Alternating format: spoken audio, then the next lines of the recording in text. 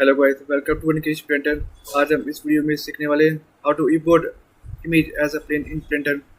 तो सबसे पहले आपको एडिट मोड में जाना है।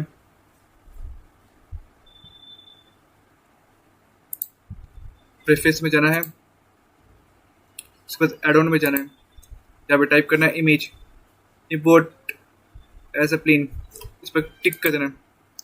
उसके बाद सेव प्रेफरेंस में जाना है। उसके बाद सेव प्रेफरेंस, उसके बाद क्लोज कर देना है।